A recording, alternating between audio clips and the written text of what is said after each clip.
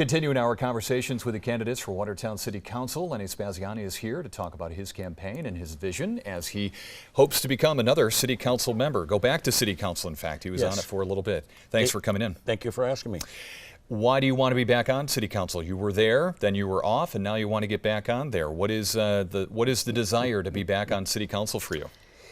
When I went to a public hearing on the rezoning commission, that really poked me, and I didn't like it. I don't like the direction that the city's going, and I feel that I can make a difference to reverse that, because a lot of people have complained, you know, what's going on? Why are we doing this? Why are we doing that?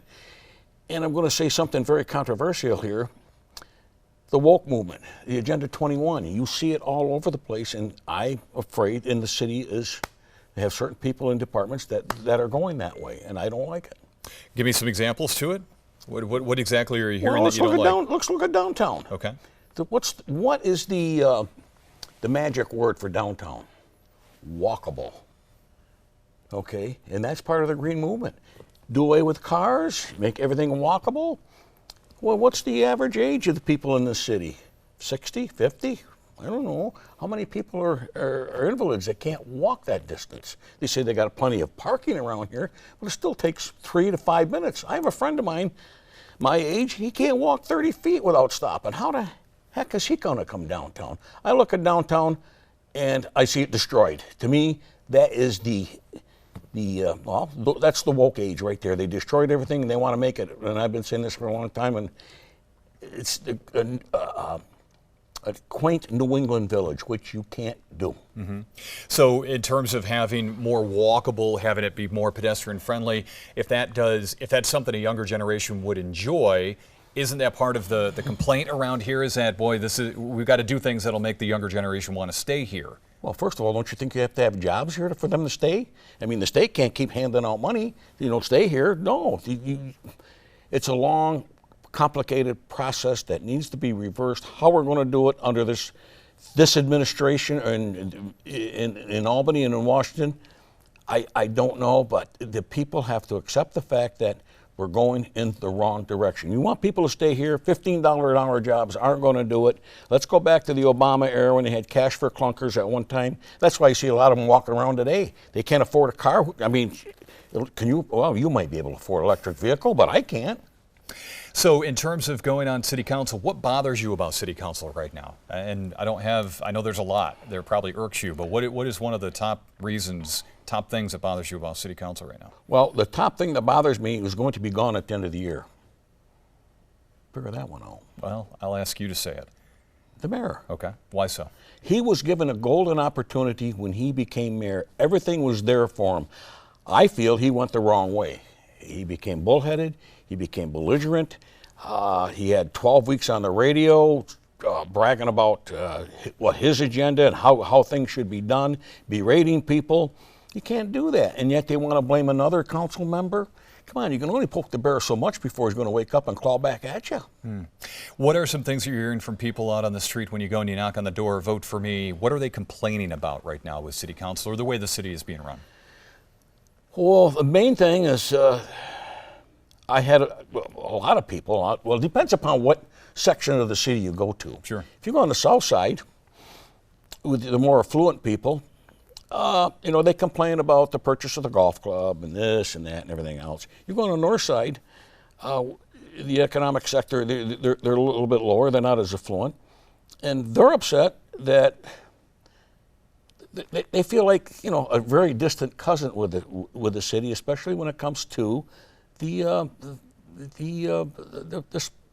pool, Northside Pool. You've got how many rental properties do you have over there? At least 60% is rental properties. You've got a lot of kids over there, but they feel that they're out of touch with or the city's out of touch with them. Some of those sidewalks over there, I've been in the woods, and you've got logging trails that are a hell of a lot better than the sidewalks. I mean, there's a lot of things. I've had people tell me, get that off my porch. I don't like you. And other people say, oh, you're one of them. Get out of here. Well, who the hell is one of them? Because I agreed, after it's all said and done, with the the purchase of the park, that's an asset. I'll never live to see it. Hopefully you will, but if you don't, it's there. It's protecting everything. You're never going to lose it. Again, the pool, it needed to be there because the city has a history of not taking care of their inventory.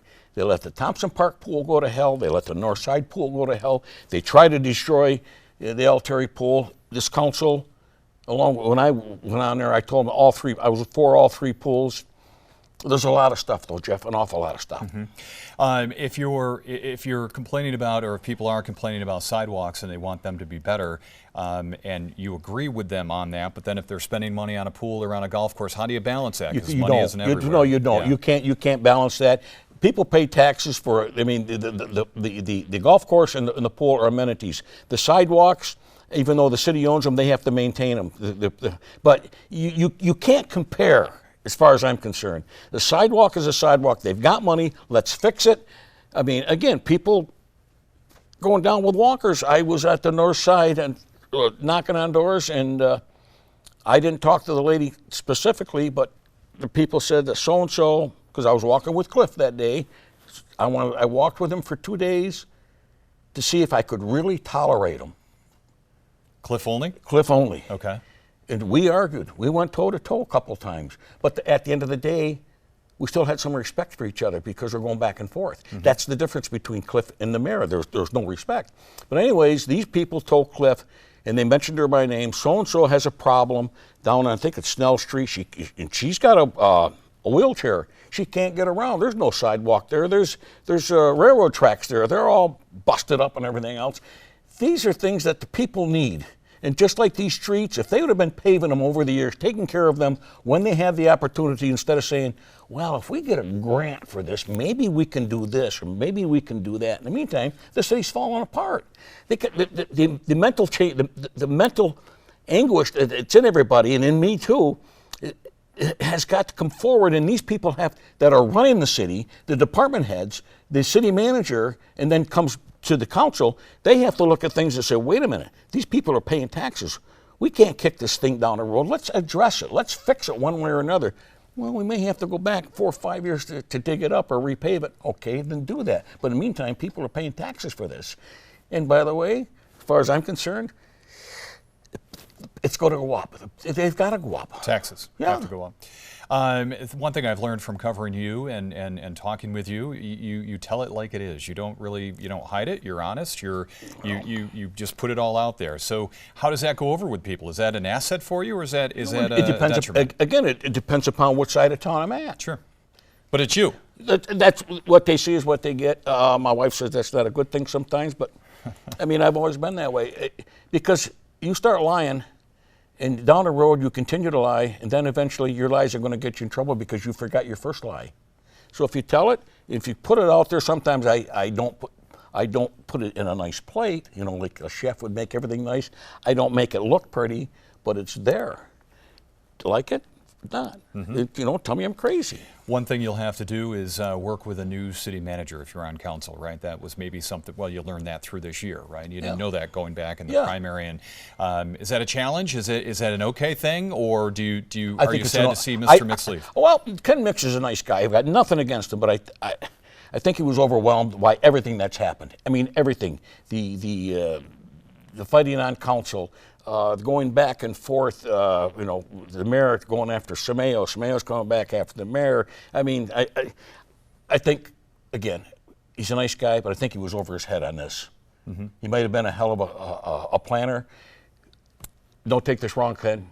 You're a mediocre city manager, nice guy. He just didn't have the fortitude or maybe the strength to say enough is enough. So, final question, talk to the voter. Why do they vote for you? Why do you want them to vote for you? Because I'm an honest guy. Because you're what? I'm an honest guy. Okay. I'm going to tell you what we can do and what we can't do, and I will listen. I'm not going to say that you're wrong. I'm not going to say that, that the other guy's wrong. But we have to have a harmonious way of going forward. We can't go backwards anymore. We're right there. can we bring it back up to the middle, or are we going to go flat on our face? Because if it wasn't for the ARPA funds, people say I'm crazy, I think we'd be worse shape than Ogdensburg. ARPA funds being the federal money Yeah. that came in during COVID, just to explain to Yeah, people well, what it is. look what they've done. These streets have been they let them go. Some of the water lines, they let them go. I mean, we don't want to spend the money. We don't want to spend the. Well, you have to. It's your house. It's your foundation. Without the foundation, everything's going to fall in. All right. Lenny Spaziani, thank you. Thank you, Jeff. All right. Good to see you.